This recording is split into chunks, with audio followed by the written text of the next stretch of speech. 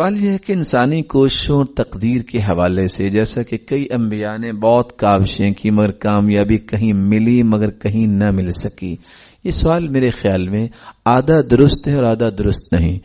انبیاء کو دونوں صورتوں میں کامیابی ملی ہے۔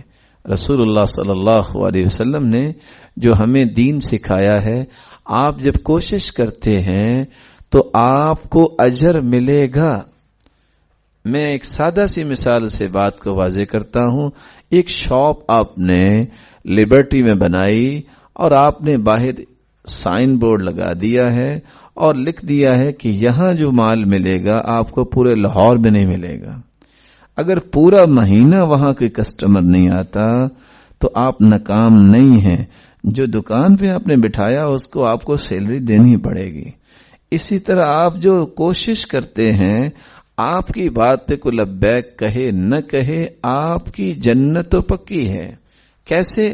اللہ کی رحمت سے، اللہ کے فیصلے سے۔ اس لیے یہ کہنا کہ انبیاء کو کامیابی نہیں ملی، کامیابی ملی ہے۔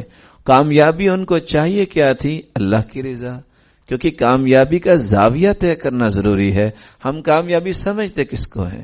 اس لیے کچھ لوگوں کا ذہن ہوتا ہے اب میں کام نہیں کرتا۔ اچھا جی، آپ کام کیوں نہیں کرنا چاہتے؟ لوگ میری بات نہیں سنتے۔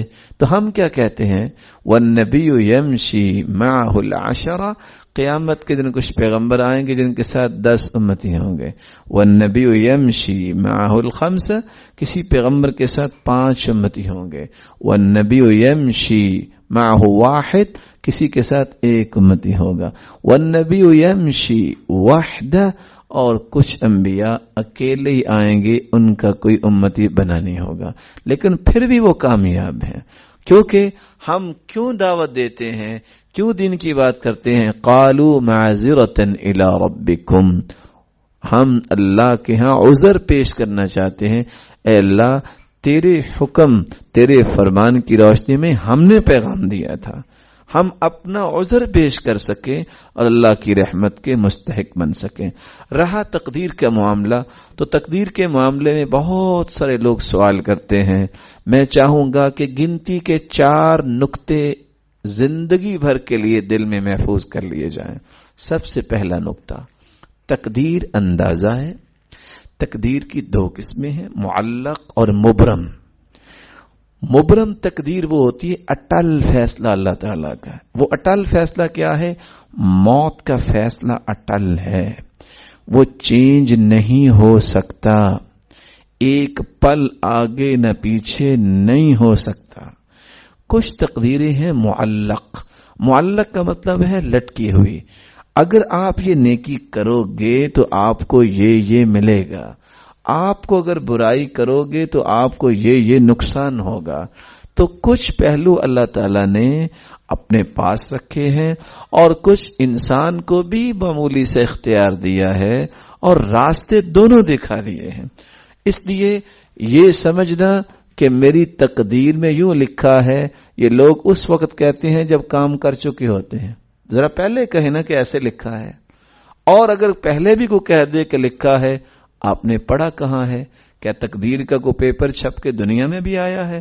وہ تو اللہ نے لوح محفوظ میں لکھا ہے، وہ اللہ ہی جانتا ہے۔ دوسری بات، رسول اللہ صلی اللہ علیہ وسلم نے فرمایا اعملوا فکل میسر لما خلق له، تمہاری ذمہ داری ہے عمل کرنا، جو اللہ نے لکھا وہ تو ہونا ہے، لیکن اعملوا، عمل کی ذمہ داری کو چھوڑ کر کہنا بس جی ہماری قسمت میں لکھا ہے، یہ مشرکوں کا جواب تھا۔ اور مشرک کیا کہتے تھے؟ لو شاء اللہ ما اشرکنا ولا آباؤنا، اگر اللہ چاہتا تو نہ ہم شرک کرتے نہ ہمارے آباء و اجداد شرک کرتے، یعنی نعوذ باللہ اللہ نے شرک کروایا ہے۔ تو یہ مقولہ کہ بس جی ہماری قسمت میں یہ ہے، یہ مشرکوں کا جواب ہے۔ مومن کا جواب کیا ہے؟ اعملوا، میں تو اللہ کی دی ہوئی توفیق سے نیکیاں کروں گا، میں نے تو اچھے کام کرنے ہیں اور فیصلہ اللہ پہ ہے، جو اللہ تعالیٰ میرے بارے میں فیصلہ کریں گے وہ اچھا ہوگا۔ تیسری بات، رسول اللہ صلی اللہ علیہ وسلم نے فرمایا 3 ایسے بدبخت لوگ ہیں جن کے نہ تو فرائض قبول ہیں نہ نوافل قبول ہیں۔ پوچھا وہ کون سے ہیں؟ فرمایا ایک شخص تو وہ ہے مدمن الخمر، شرابی، جو شراب میں ہر وقت دھت رہتا ہے، اور دوسرا والعاق، جو والدین کا نافرمان ہے، اور تیسرا مکذب بالقدر، جو تقدیر کو جھٹلاتا ہے، اس کا انکار کرتا ہے۔ چوتھی بات جو یاد رکھنے والی ہے، رسول اللہ صلی اللہ علیہ وسلم نے فرمایا تقدیر میں جھگڑنا نہیں چاہیے، اس میں ایسے پہلوؤں کی طرف جانا نہیں چاہیے، کیونکہ حدیث آپ نے سن لی ہے پچھلے دروس میں کہ شیطان کیا کرتا ہے، پوچھے گا من خلق السماء، آسمان کس نے بنایا؟ بندہ کہتا اللہ نے۔ من خلق الارض، زمین کس نے بنائی؟ انسان کہتا اللہ نے۔ تو پھر کہتا ہے کہ یہ سارے کائنات کس نے بنائی؟ اور آخر پوچھتا ہے من خلق اللہ، بتاؤ اللہ کو کس نے پیدا کیا؟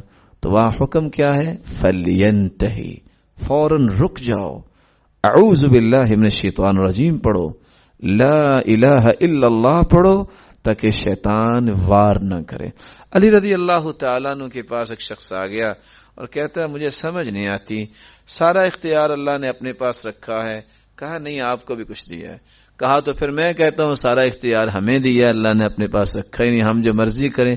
کہا نہیں، یہ نہیں ہو سکتا، اللہ تعالیٰ نے جو فیصلے دیے ہیں وہ واضح فیصلے ہیں۔ کہا سمجھائیں۔ کہا سمجھنا چاہتے ہو تو میں آپ سے ہی سمجھ لیتا ہوں، اپنا ایک پاؤں اٹھائیں۔ اس نے اٹھایا۔ کہا اب دوسرا اٹھائیں۔ کہتا یہ تو نہیں اٹھا سکتا۔ کہا یہ ایک پاؤں اٹھانے کی طاقت اللہ نے آپ کو دی ہے، دوسرا آپ فضا میں نہیں اٹھا سکتے۔ کچھ معاملے اللہ تعالیٰ نے اپنے پاس رکھے ہیں، اور اللہ احکم الحاکمین ہے، وہ زیادہ جانتے ہیں کہ اس نے فیصلہ کیا کرنا ہے۔ اس لیے تقدیر کے بارے میں جھگڑنا یا انسان کو دماغ سوزی کرنا یہ جائز نہیں ہے۔ اللہ کے دین کی دعوت اور لوگوں تک پہنچانے کے لیے اس ویڈیو کو ضرور لائک، شیئر، کمنٹ اور سبسکرائب کریں۔